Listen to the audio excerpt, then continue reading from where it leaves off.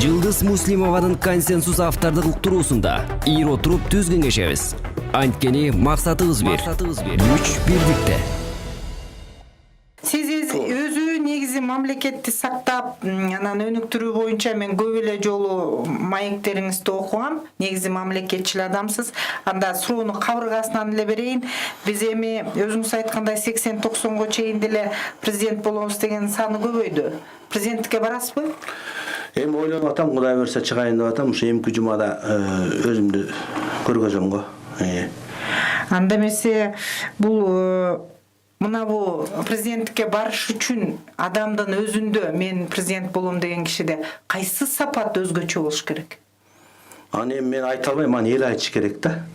Кайсы сапат өзгөчө болуш керек, кайсы киши президент болуш керек экенин кыргыз эли чечиш керек. Кыргыз эли чечиш керек. Анан кийин мен азыр таң калып атам, кээ бир саясатчылар кошуна мамлекеттерге барып, мени тиги мамлекет колдойт, мени бул мамлекет колдойт дейт да. Кыргыз эли колдоп президент кылыш керек. Кыргыз эли колдоп. Анан булар барып жөн эле колдоп алган жок да. Мендеги маалымат боюнча кээ бирөө милдеттем алып келип атат. Милдеттем алып келип атат кээ бир саясатчылар. Демек, жалпы биздин аркабыздан том бычылып атат, аркабыздан том бычылып атат. Сөздөр болуп атат, Токтогул кесинен чейин мындай бир информациялар бар. Эми анын баары анык чыгат, бирок эми бул аябай жашыруун сүйлөшүүлөр да. Бирок дагы бир жолу айтайын, президент болом деген кишини эң биринчи кыргыз эли колдош керек. Анан кыргызстандыктар колдош керек. Бул качанга чейин баягы кыргыздын бир сөзү бар го. Жаманды бойдогу билет, жардыны бойдогу билет, жаманды коногу билет деп. Азырынча бизди көп жерден эле конокторубуз билип атпайбы? Ошон үчүн биз бул маселени кабыргасынан коюп, алдыга жылышыбыз керек да. Эмнеге президенттикке барам деп чечим кабыл алдыңыз? Эмне себептен? Мен ушу болуп аткан көп нерсе жакпай атат да. Көп нерсе жакпай атат. Мен өзүм өтө деле мындай амбициясы деле чоң адам эмесмин. Мындай берген кызматты иштеп келдим. Бирок ушу акыркы маалда бир элде бир кыргыз элинин бардык жагын эле оңолуп келатабыз. Ушу пейилибиз оңолбой атат да. Карасаң бирөө кичинекей кыздарды, балдарды зордуктайт. Бирөө эшек союп сатат. Журналисттер силер аны даңазалайсыңар, бүт дүйнөгө чүтүм эле сүйүнчү берип, өзүбүз бүт дүйнөгө акмак, мокочер кылып көргөзүп атабыз да. Кандарды айдап чыккан? Айдап чыккан туура. Илгертен ала табабызда болуп келген нерсе, бирок жанагындай жаман нерселер көбөйүп баратат. Элибиз жакшы нерсени көргүсү келбей калды да. Сөзсүз эле бир жаман нерсени көрүп калды да. А бизде жакшы нерселер бир топ болуп атат да. Демек, жакшы нерсе жасайын деп баратасызбы же жаман нерсени токтотоюн деп баратасызбы? Жакшы нерсе жасайын деп баратам, жаман нерсени токтотоюн деп баратам. Жакшы. Мына азыр Темир Аргынбаевич өзүнүн тиги платформаларынын көбүндө айтып атат темирдей тартипте. Биз мисалы журналисттер атка минерлер бардыгын өзүңөр жазап койсоңор, анан биз жазып койсок эле биз күнөөлүү болуп калабыз да. Ошондон улам эң негизги ушул эгерде президентке барсаңыз, кайып каскагынан жазып өтүп калсаңыз, негизги принцибиңиз эмне болот өлкөнү башкарууда? Калыстык болот. Калыстык, мамлекеттүүлүктү сактоо. Азыр калыстык болбой атпайбы? Бардык жерде калыстык болбой, ошон үчүн эл нааразы болуп атат да. Мына жөн эле алып көрсөңөр, өткөндө чогулсак курсташтар 45 жыл иштеп пенсияга чыккан курсташыбыз 3700 сомго чыгыптыр. 3700 сом пенсия. Мугалимдерибиз 40 жыл иштейт.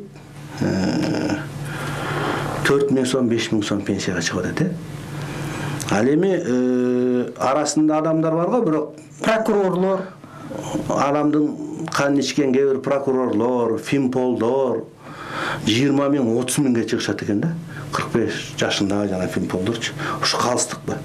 Мисалы, милицияларын араң 10-15ке чыгат экен.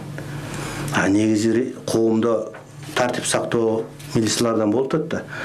Жагабы бизге, жакпайбы, негизинен милициялардын эсебинен мамлекетте тартип болуп, алдыга жылыш болуп атат. Албетте, кояк сагы менен мен начар милициялар, бирок негизинен ошолордун айлыгын көбөйтүп, ошолордун пенсиясын көбөйтүш керек да. Прокурор, соттор, Финполдор баары эле жаман дебейм, бирок эми алардын арасында ушунча эле эл үчүн күйүп, кыйналып, нервин короткон адамдар аз го деп ойлойм менчи. Эми президенттик шайлоо өзүңүз айткандай көп тыйынды талап кылат. Сиз тыйынды кайдан? Өмүр бою мамлекеттик кызматта экенсиз. Мен өтө бай адаммын.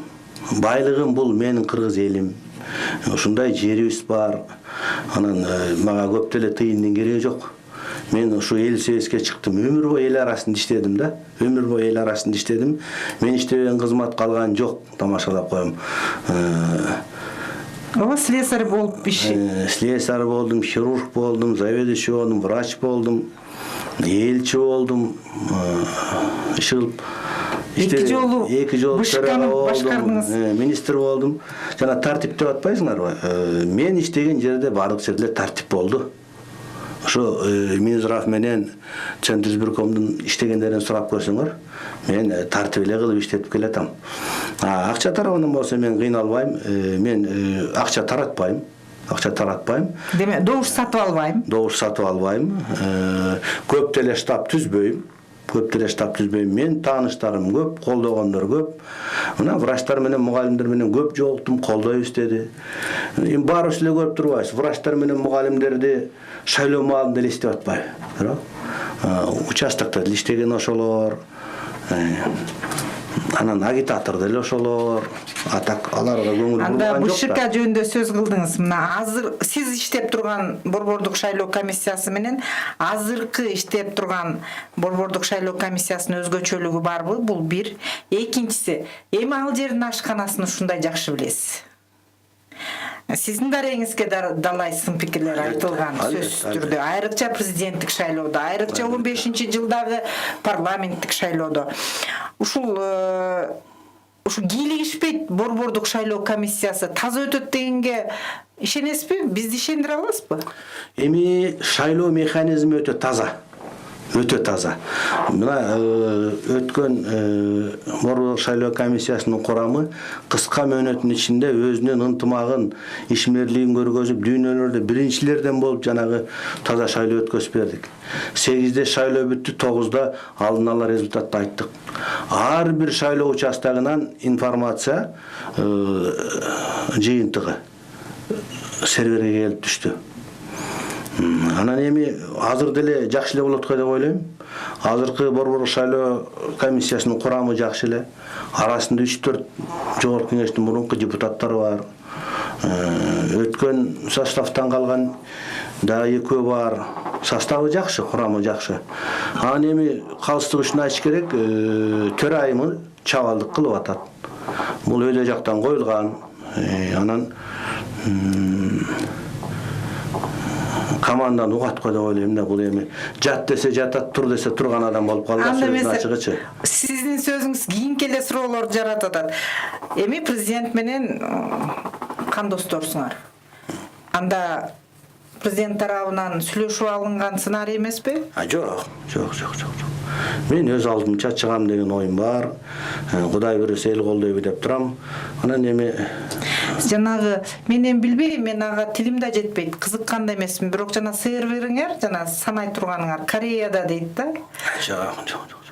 Сервер республикада азыр эң жакшы сервердин бири Борбордук шайлоо комиссиясында. Чыны менен корейлер $6 миллион берип жакшы технология коюп берген. Рахмат алардын өкмөтүнө. Ар бир урнадан кечки саат 8-де сигнал биздин серверге түшөт дагы. Онлайн режиминде ар бир киши Кыргызстандын ар бир участогунан келген жыйынтыкты көрө алат. Бу жерде эгерде шайлоону бузам десе, биринчиден урнан иштетпей коет.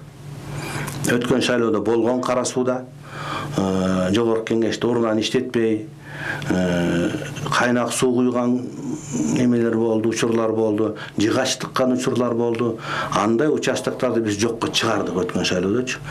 Анан өткөн шайлоодо эсиңерде болсо, бир киши өзүнүн баш бармагын барып, аны телевизордон көрүп киргизип атты. Эгерде азыр ушу механизмдердин баары сакталса, карусель кылбай, урнан иштетсе, шайлоо таза өтөт.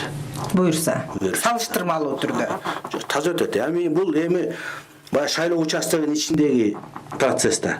А шайлоо участогунун сыртындагы процесс. Ага жооп бере Акча албайсыз. берүү, коркутуу, буга борборлук шайлоо комиссиясынын тиешеси жок да. Жооп бере албайт. Жооп бере албайт да, ал эми элдин деңгээлинен болот да. Кандай адам сиз жеке өзүңүздөн албасаңыз да сырттан карап кандай адам президент боло алат азыр? Мына биздин өлкөдөгү акыбалды жакшы билесиз. Күчтөрдү да билесиз. Күчтөрдүн бириге албай турганын да билип турасыз. Кандай адам президент боло алат? Эми аны мен айтышым кыйын. Кандай адам президент боло аларын эл четсин. Элдин башын кошо алган, элдин сөзүн уга алган, анан элди башкара ала турган адам болуш керек президент. Ошондой боло аласызбы сиз? Эми Кудай Башын буйрса кошо боло аласызбы? Башын кошо алабыз. Баары менен сүйлөшө алабыз. Биз муна Ошо сүйлөшүп атканда эң негизги критерий эмне болуш керек? эң негизги критерий Кыргызстандын келечеги болуш керек.